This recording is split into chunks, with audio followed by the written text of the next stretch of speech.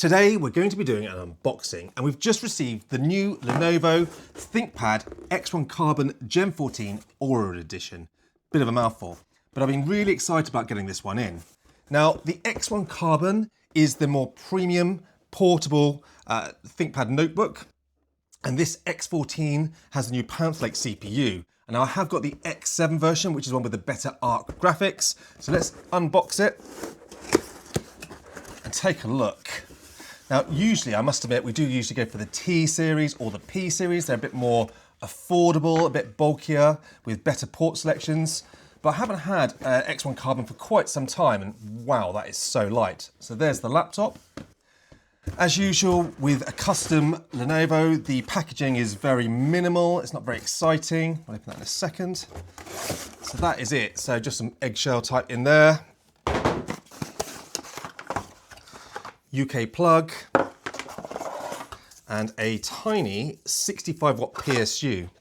Now, when you do order these, at least in Europe now, because of the USB-C chargers, you can actually choose whether you do or don't want the USB-C charger with the laptop, but the difference was so minimal, I definitely picked one up. Let's see what's in our little envelope.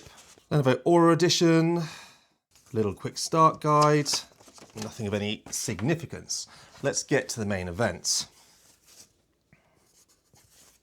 So it comes in a nice little sleeve, and then opening up, the absolutely incredibly light ThinkPad X1 Carbon Gen 14 Aura.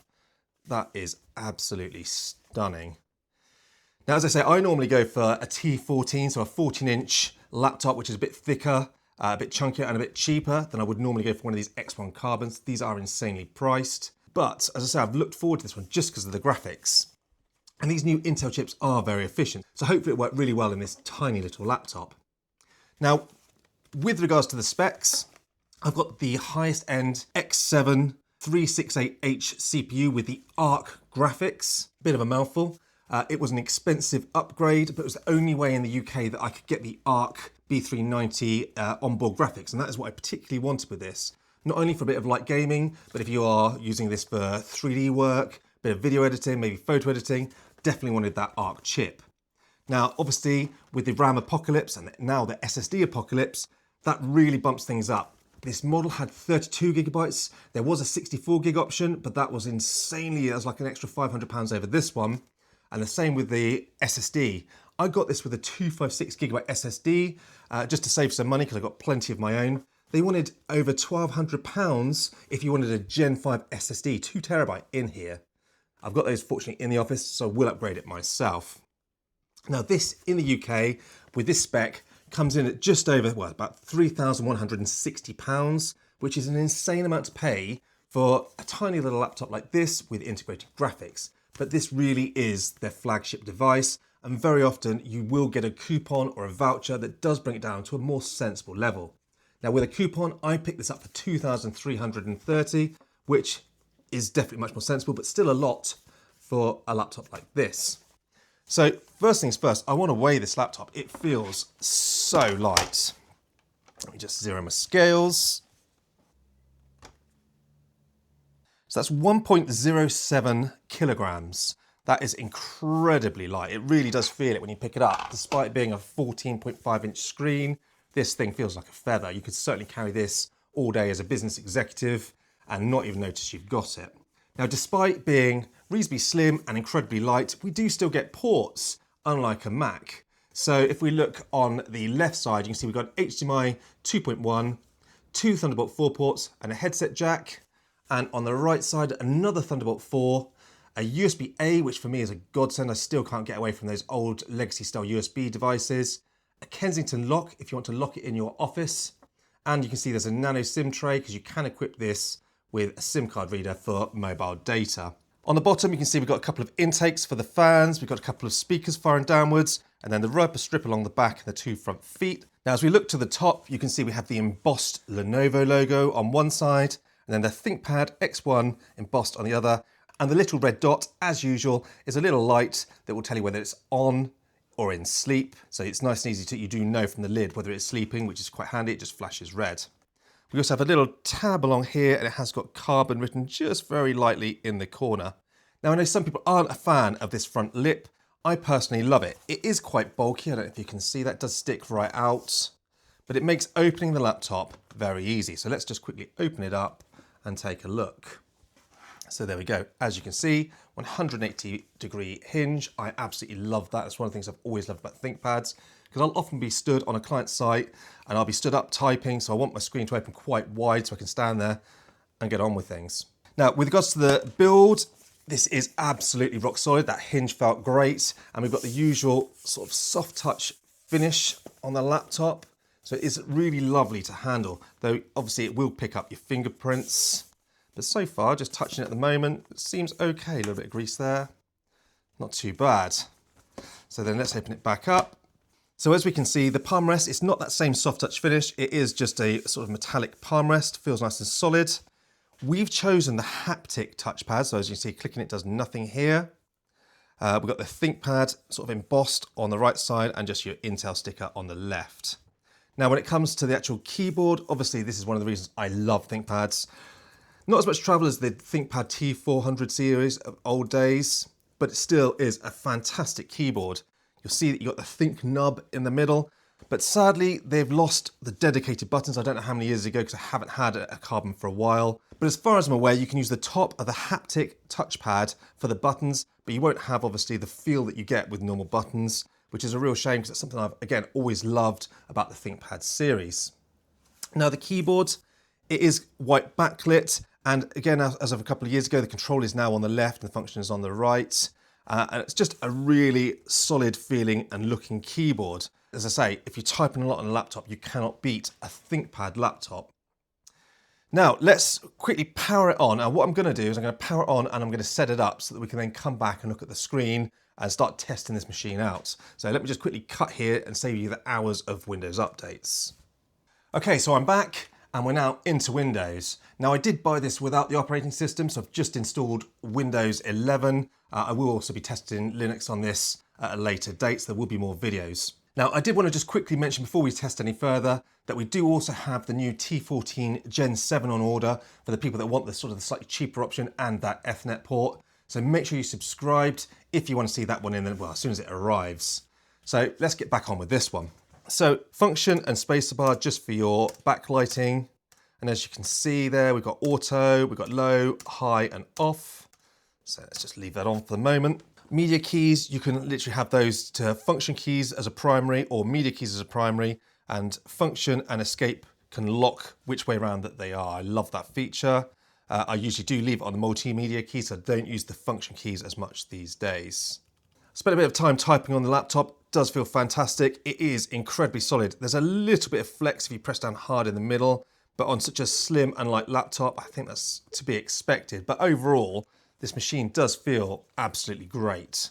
Now, as I mentioned, I upgraded to the haptic touchpad. You can also have the old-fashioned springboard, but the lovely thing, this haptic is incredible. You can sort of press anywhere. It's going to work just like an Apple would. You can double tap to bring up your secondary clicks. Gestures work amazingly. So overall, this is a fantastic touchpad, and it's something that Windows users have been needing for a long time because those springboard ones are seeming very dated. Obviously, as I said, you've got the Think nipple. It's just a shame that you don't have the dedicated buttons. I would have much preferred that, but this does work. This little ridge above the actual haptic touchpad, you can use that instead of the dedicated buttons. It just doesn't feel the same personally. Moving up to the screen, we chose the OLED option. Now again, there's a number of screens from the awful base model, which I don't recommend anybody buys, right up to this touchscreen OLED display. Now it is anti-smudge and anti-glare, which makes, in my opinion, the perfect combination of a beautiful OLED screen without that awful glare that you're going to struggle with if you're working out and about at a site where you can't control your lighting. It does get pretty bright. I think it is up to 500 nits. I will test that for the full review. But because it is anti-glare, I think you could quite easily use this outside as long as you haven't got really bright sunshine behind you. And you get that benefit of such a beautiful 120 Hz, inky black and beautiful color OLED screen. Now, as I mentioned, this is 120 Hz. It does have variable refresh rate. I just normally leave it on 120, especially as these chips are so efficient. We should still get some great battery life out of this anyway. And I will come back with battery life testing for the full review. Above the actual screen itself, we have a shutter for the webcam. Hopefully you can see that. You can see we get a little red mark where the webcam would be if we turn that shutter on. And we then obviously take that off for your actual 10 megapixel webcam. And the webcam looks and sounds like this. This is a test of the webcam and the microphones on the new Lenovo ThinkPad X1 Carbon Gen 14 Aura Edition. As always, I'd love to know what you guys think this looks and sounds like, hoping that they're going to finally start improving laptop webcams, but let's see. It has also got Windows IR facial recognition in this model, but again, it's something you sometimes have to choose when you're ordering in the configuration page. Plus, we have a fingerprint reader in the actual power button. One thing that is great is sometimes when you're powering on, when you set that fingerprint reader up, it will log you straight into Windows because it's already read that fingerprint. So that's a really nice feature. But anyway, it's so incredibly fast logging in with the facial recognition. That's not really an issue. With regards to the speakers, as I said, they are some downward firing speakers, but they sound pretty good. They sound like this. Speaker test at 50% volume.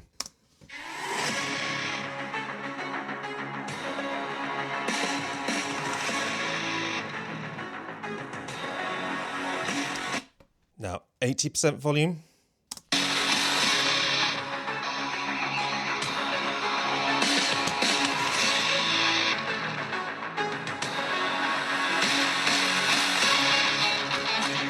And then finally 100% volume.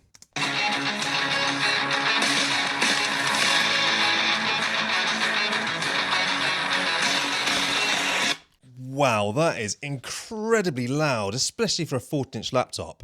Now the sound quality, it's not going to beat a MacBook Pro 16, but it can certainly fill a room. That is, yeah, very, very loud. Really impressive, actually. So now we've looked around the laptop itself, I want to just quickly crank it open and take a look inside. Grab my screws. Right, laptop shut down. Just going to put that there just to stop me scratching the laptop. Okay, so we just got some Phillips screws to get into this thing. Here's my iFixit's toolkit, which I absolutely love. Now, the one great thing about these ThinkPads is they're normally very easy to get into. They are just very well engineered. So we're only talking about a few captive screws. We should be able to pop this straight off. And there we go. So looking inside, you can see that we have our 18mm SSD. Now I chose a 256GB just because the price of SSDs at the moment is insane. Now I will be putting in probably a 4TB SSD in here, but it can also use Gen 5 drives. And we do have some 2TB Gen 5 drives I can test if you want to see that. Over here, we have the wiring to the nano SIM tray for the card reader. I believe they whitelist that so you can't fit an SSD in there, but we will hopefully try some WAN cards in there at a later date. Plus we have a 58-watt-hour battery, which isn't the biggest battery in the world, but obviously they're trying to keep this laptop thin and light. But with these efficient Intel chips, I'm hoping we should get some great results. Then finally, as you can see, a heat pipe going across to 2 fans. And that's all you're going to need to cool this little machine down. I am hoping they give us a reasonable amount of wattage on the CPU. So let's put this back together and start testing it out. Right, so we're back into Windows. Just brought up Task Manager, just so you could see, we have the Intel Core Ultra X7 368H. This is one of the top range ultra mobile CPUs with the Arc graphics. Now, it has 16 cores, 16 threads. There's no hyper-threading with these chips. It has 4 performance cores, 8 efficiency cores, and 4 low power efficiency cores. And a lot of the Windows tasks will sit on those low power efficiency cores, and that is why hopefully we're going to get great battery life with this model. Now, as we move to the memory, I've obviously got the 32GB model, as you can see here, and they are using the 9600 Megatransfer high-speed RAM, which again is going to help, especially with these Arc graphics. And as you can see, the GPU, we've got the B390 Arc GPU, which is pretty impressive integrated graphics, which we'll take a look at in a bit. And just want to say, excuse the activate Windows. I have just installed Windows on here. I don't plan on necessarily keeping Windows 11, so I've not activated it. So just excuse that down there. I will be running Linux on this probably long term.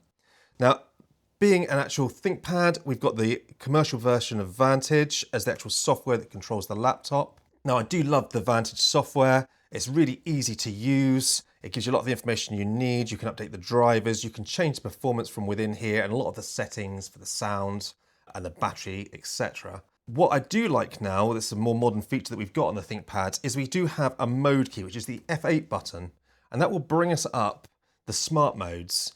Now, a few years ago, to change the performance of the laptop, you had to go into the Windows power settings and change it from best efficiency, balanced, and best performance. Worked well. It was nice that it was tied to the Windows power performance, but it was a pain to get there to change on the fly. At least now, F8, we bring up the smart mode. We can either just change it from power efficiency, balanced, or best performance. That obviously changes the Windows profiles.